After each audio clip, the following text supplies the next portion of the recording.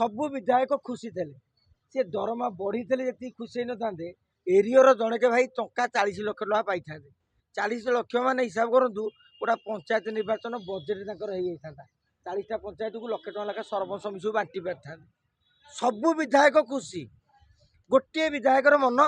दुख नाला केवल नवीन पट्टनायक छाड़ी कारण पाखे अधिका टंका थाईपे किंतु आपण देखिए सोशल मीडिया रे आपण मानक भली गणमाध्यम जरिया जनता को रोष एते जोर है माने जमी कहती स्लो करेन्ट अंडर करेन्ट भली गोटे अंतस्रोत आसला सरकार विरोध में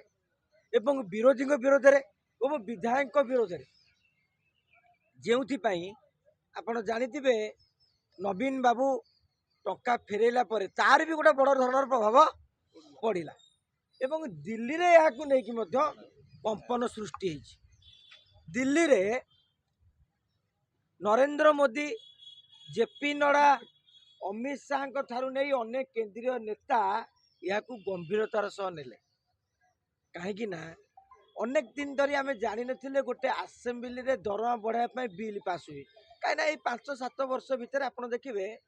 आमर सोशल मीडिया बूम माने बहुत बढ़ी जाइए तेणु जिते बिल टी करागला कहीं 3.5 लाख टका आम अतीत भी आप आलोचना बेले कहीचु दरमा बढ़िवार आवश्यकता रही लक्षे टंकाटा 130 कि 1.5 लाख होते कहार किसी आपत्ति न था किंतु कौन है केजाणी दरमा जिते बड़े 3.5 गुण बोध है लक्षे टंका जगह 3,45,000 सारा ओडिशार जो जनसंतोष जहाँकि राज्य बीजेपी को निर्देश दिखाई केंद्र पक्षर आप हिसाब करूँ जदि केंद्र पक्षर निर्देश दिखाई न था आपण भावुं कि एते दिन पर राज्य बीजेपी कार्यालय विधायक माने बैठक बसी था आदौ नुहे मु भावुची नवनियुक्त कार्यकारी सभापति नितिन नवीन से मध्य गुरुतर सह नहीं राज्य बीजेपी को निर्देश दि जाइए एवं यार पुनर्विचार करने को दिखाई आप देखिए डे 1 रे सरकार विरोध में यह असंतोष था राज्यपाल पाखक एमाने बिल टी पठे नथिले आम समस्त कहे दरमा बढ़ी राज्यपाल दस्खत न माइला पर्यंत से आईन में परिणत हो पारनी दरमा मिलवा कथा दूरे था तेणु बर्तमान भारतीय जनता पार्टी की शुभ बुद्धि उदय होती पुनर्विचार करेंगे मु भावुची टोटाल बढ़िया न ये पुणी अल्प कमे कि कौन करेंगे जहाँ तो करेंगे बजेट अधिवेशन बेलू आम पुणी जापर किंतु आम समस्ते दर्शक बंधु गोटे कथा कहूँ देखो आज्ञा जी अन्याय करुच्ची सरकार हूँ बा विरोधी हूँ अन्याय को आपण मैंने गणमाध्यम जरिया सामाजिक गणमाध्यम जरिया स्वर उत्तोलन कले बोली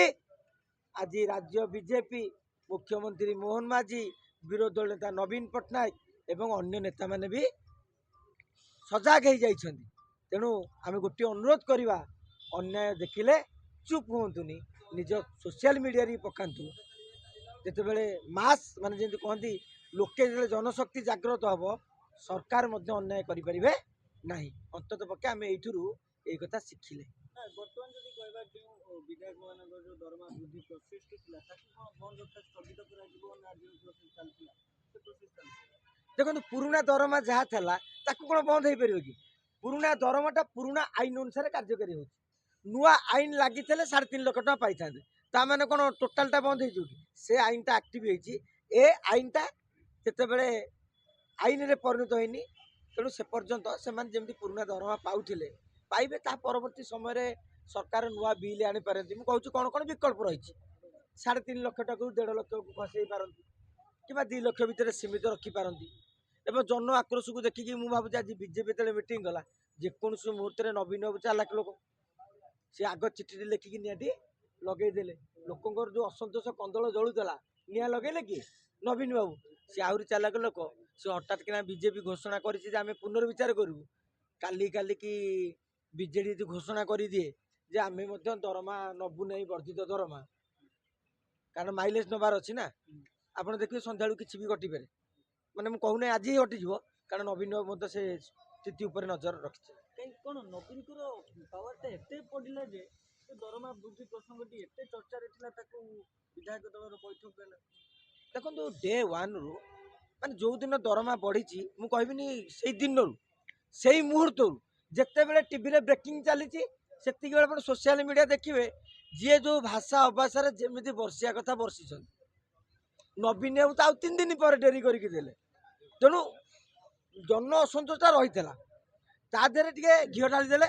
ନବୀନ ବାବୁ ଏବଂ ସାଧାରଣ ଲୋକ ବୁଦ୍ଧିଜୀବୀ ଭାରତୀୟ ଜନତା ପାର୍ଟିର ଅନେକ ନେତା ବି ତାଙ୍କ ମୁଖପାତ୍ର ମାନେ ହୁଅନ୍ତୁ ବା ଅନ୍ୟ ନେତା ହୁଅନ୍ତୁ ବିଜେଡିର ନେତା ହୁଅନ୍ତୁ ସମସ୍ତେ ତାକୁ ଟିକେ ସହଜରେ ଗ୍ରହଣ କରିପାରିଲେ ନାହିଁ। ତେଣୁ ଆମେ ସେଥିପାଇଁ କହିବା ଯେ ଏଇଟା ପବ୍ଲିକ ପାୱାର। ଆପଣ ନବୀନକୁ ଦାୟିତ୍ୱ ଦେଇ କେବଳ ନବୀନ ପାୱାରରେ କରନ୍ତୁନି, ପବ୍ଲିକର ପାୱାରଟାକୁ ଭାବୁଛି ଏଇଟା କହିଲେ ବେଟର ହେବ। ଉଭୟ ଅଛି ନବୀନ